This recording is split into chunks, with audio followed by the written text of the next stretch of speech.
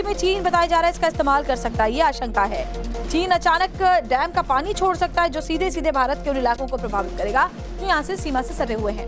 Expert ने कहा भारत को हर स्थिति में तैयार रहने की जरूरत है क्योंकि कभी ऐसी स्थिति आई तो चीन इसका इस्तेमाल भी कर सकता है। जाहिर है कि यारलुंग सांगपो यानी जो भारत में ब्रह्मपुत्र के नाम से जाने वाली इस नदी का बड़ा पानी जब चाइना रोकेगा तो इसका जो नकारात्मक असर ब्रह्मपुत्र के जो वाटर फ्लो पर पड़ सकता है। और चाइना जाहिर है कि इस तरीके के बांध का जो इस्तेमाल है वो किसी कंटिजेंसी या युद्ध की स्थिति में वाटर बॉम्ब के तौर पर भी कर सकता है। चाइना अपने नकारात्मक प्रवृत्तियों के लिए जाना जाता है। चाइना अपने विस्तारवाद, उपनिवेशवाद, अवसरवाद, आधिपत्यवाद के लिए पूरे विश्व भर में कुख्यात है। तो ऐसे में चाइना इस तरीके की जो विश्व के सबसे बड़े तिब्बत में बनाए जा रहे वाटर डैम का इस्तेमाल वो भारत के विरुद्ध किसी युद्ध की स्थिति में कर सकता है। इस बात की भी आशंकाएं अवश्य हैं और इस तरीके की आशंकाओं को ध्यान में रखते हुए जाहिर है कि भारत को भी ऐसी किसी भी स्थिति से डील करने के लिए अपने आप को तैयार करने की आवश्यकता है। भारतीय विदेश मंत्रालय की प्रवक्ता ने इसी साल 3 जनवरी को एक प्रेस ब्रीफिंग में इस बांध को लेकर आपत्ति जताई थी। भारत ने कहा था कि ब्रह्मपुत्र पर बांध बनाने से निचले राज्यों के हितों को नुकसान नहीं पहुंचना चाहिए। तो जानकारी आपको देते हैं, बांध से चीन को ब्रह्मपुत्र के जल प्रवाह को नियंत्रित करने की ताकत मिलेगी जिससे अरुणाचल प्रदेश और असम में सूखा या बाढ़ का खतरा बढ़ सकता है। ये भारत की जल सुरक्षा नीति के लिए रणनीतिक खतरा है। बांध भूकंप प्रवण क्षेत्र में बन रहा है जिससे जैव विविधता पर नकारात्मक असर भी पड़ेगा।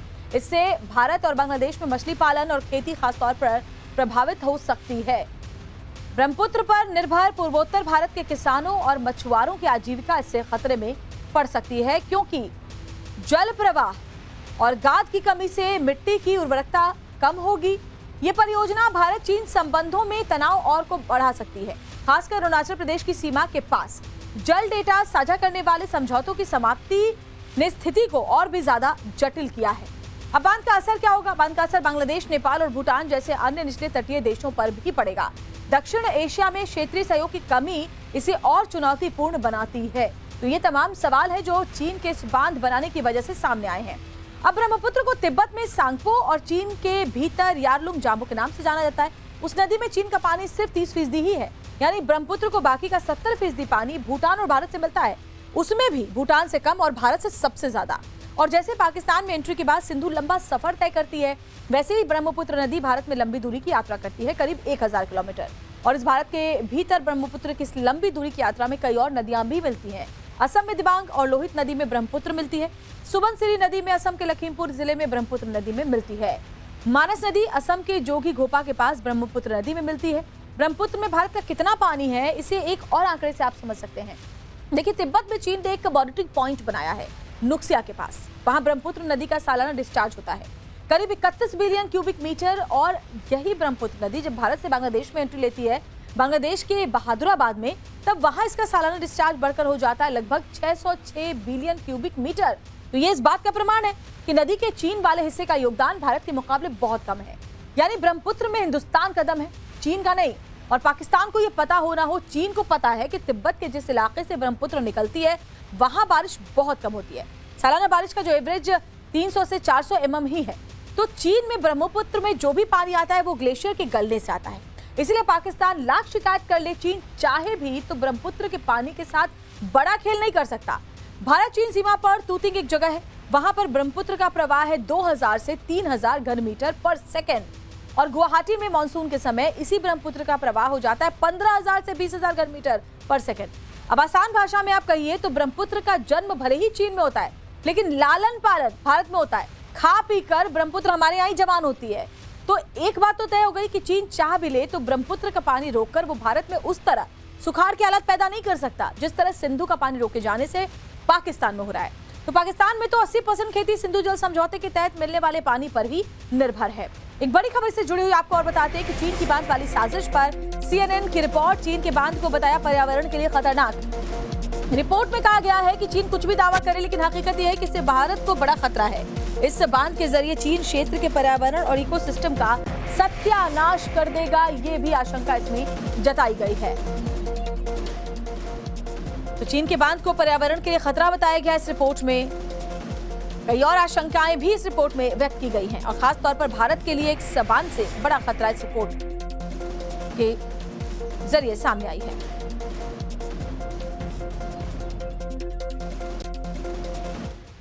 देखिए, सवाल तो है कि क्या चीन सूखा नहीं तो क्या बाढ़ के हालात भी पैदा नहीं कर सकता? जैसे कि अपने इलाकों में चीन बांध बनाकर पहले पानी रोक दे और फिर अचानक से छोड़ दे तो क्या होगा? तो हाल ही में यह खुलासा भी हुआ था कि चीन ने साल 2022 से नदियों से जुड़ा कोई डेटा भारत के साथ शेयर नहीं किया है, जबकि इसके लिए करार हुआ था। ये डेटा भारत के बाढ़ पूर्वानुमान, अर्ली वार्निंग सिस्टम, बांधों और पुलों जैसे बुनियादी ढांचे की प्लानिंग और मैनेजमेंट के लिए जरूरी होता है। फिर ये भी हमें मालूम है कि चीन ब्रह्मपुत्र पर एक सुपर डैम बना रहा है। अगर मानसून के दौरान चीन अपने बांध से अचानक से ढेर सारा पानी छोड़ दे तो पूर्वोत्तर भारत में तबाही मच सकती है। फिलहाल चीन यही दलील दे रहा है कि वो पनबिजली के लिए डैम बना रहा है और इसलिए निचले इलाकों में पानी के फ्लो पर असर नहीं पड़ेगा। लेकिन भारत को चीन की हर चाल से सतर्क रहना ही होगा, क्योंकि रिपोर्ट के मुताबिक चीन ब्रह्मपुत्र पर दुनिया का सबसे विशाल बांध बनाने जा रहा है, जिसकी लागत 137 अरब डॉलर होगी। चीन ये बांध ठीक उसी जगह पर बना रहा है जहां से ब्रह्मपुत्र, जिसे तिब्बत में सांगपो कहा जाता है, एक शार्प यू टर्न लेकर अरुणाचल में एंटर करता है। इस बांध की वाटर स्टोरेज क्षमता 5.2 बिलियन क्यूबिक मीटर होगी, जो कि बहुत बड़ी है। चीन के इस बांध के जवाब में भारत के एक्सपर्ट दावा कर रहे हैं कि हमें भी ब्रह्मपुत्र की सभी प्रमुख सहायक नदियों में कई बांध बनाने होंगे, ताकि हमारा अपना भी वाटर स्टोरेज और फ्लो सिस्टम हो। और ऐसा नहीं है कि चीन की तरह विशाल डैम बनाने होंगे, बल्कि ब्रह्मपुत्र की 100 से अधिक सहायक नदियों पर छोटे भंडारण बांध भी बन जाए तो भी काम हो जाएगा। फिर भी चीन अपने इस बांध का इस्तेमाल वाटर बम की तरह ना कर पाए, भारत ने इसके लिए पहले से ही तैयारियां शुरू कर दी हैं। अरुणाचल के सियांग जिले में पारों के पास जगह चिन्हित कर ली गई है, जहां भारत 465 मीटर ऊंचा एक बांध बनाने की तैयारी कर रहा है और इसकी फिजिबिलिटी रिपोर्ट तैयार करने का काम भी शुरू हो गया है। और इस बांध की क्षमता कितनी होगी जानते हैं? 9.2 बिलियन क्यूबिक मीटर। यानी चीन अगर अपने बांध से सारा पानी एक साथ भी छोड़ दे तो भी भारत के इस बांध से वो पानी आगे नहीं बढ़ पाएगा, क्योंकि इस बांध की क्षमता चीनी बांध के दोगुने के आसपास होगी। दुनिया भर में भयंकर बर्फबारी का कहर शुरू हो चुका है। अमेरिका, कनाडा और यूरोप में भारी स्नोफॉल से जनजीवन ठप पड़ने लगा है। कई जगहों पर तो स्कूल बंद करने पड़े हैं और उससे भी ज्यादा डरावनी बात यह है कि सऊदी अरब में बर्फ पड़ रही है और यही हाल अफ्रीका का है। लेकिन सवाल है, ऐसा क्यों? चीन में भी सीन तेजी से बदला है और ठंडी हवाएं हाड़ कपाने लगी हैं। तो सवाल यह है कि क्या अब भारत की बारी है? क्योंकि उस चेतावनी को कोई कैसे भूल सकता है जिसमें कहा गया था कि भारत में इस बार भयंकर ठंड पड़ेगी। अब इन तस्वीरों को देखिए। ये तस्वीरें सऊदी अरब के जबल अल लौत की पहाड़ियों की है, जहां दिसंबर में हुई बर्फबारी का लोग लुत्फ उठा रहे हैं। जानकारी के मुताबिक इस सीजन में यहाँ पहली बार बर्फबारी हुई है और यहाँ पर बर्फबारी नई बात नहीं, लेकिन इस साल यहाँ भी बर्फबारी की शुरुआत हो गई है। तो क्या इस बार भयंकर ठंड पड़ने वाली है जैसा कि अलर्ट था? क्या ये उसका ट्रेलर है?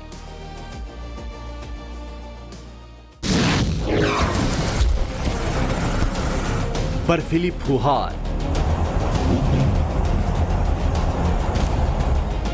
और खून जमाने वाली सर्द हवाएं। तस्वीरें कनाडा के अल्बर्टा की हैं।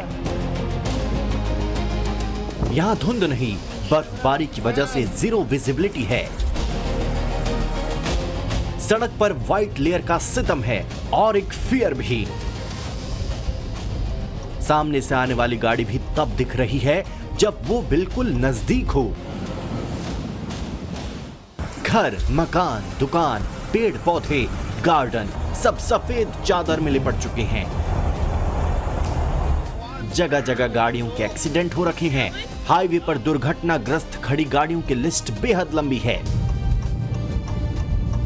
आलम यह है कि दिन के वक्त भी गाड़ियों की हेडलाइट्स ऑन करनी पड़ रही है, लेकिन बर्फीली हवाओं ने एक अलग ही स्तर का खौफ पैदा कर रखा है।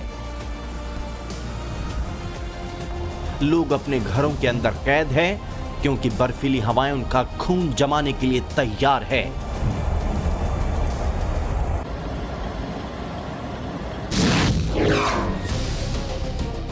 सात समंदर पार अमेरिका में ऐसा लग रहा है जैसे हिमयुग फिर से लौट आया हो। अमेरिका के इंडियाना शहर की तस्वीर देखिए। ऐसा लग रहा है जैसे हर तरफ बर्फ की सफेद चादर बिछ गई हो। बर्फबारी से हर तरफ हाहाकार मचा हुआ है। सबसे ज्यादा दिक्कतें लोगों को एक जगह से दूसरे जगह जाने में हो रही है। इसी दौरान हाईवे पर हादसे भी हो रहे हैं। अब इस तस्वीर को ही देख लीजिए, कैसे हाईवे पर जा रहा ट्रक अचानक से नीचे गिरने लगता है।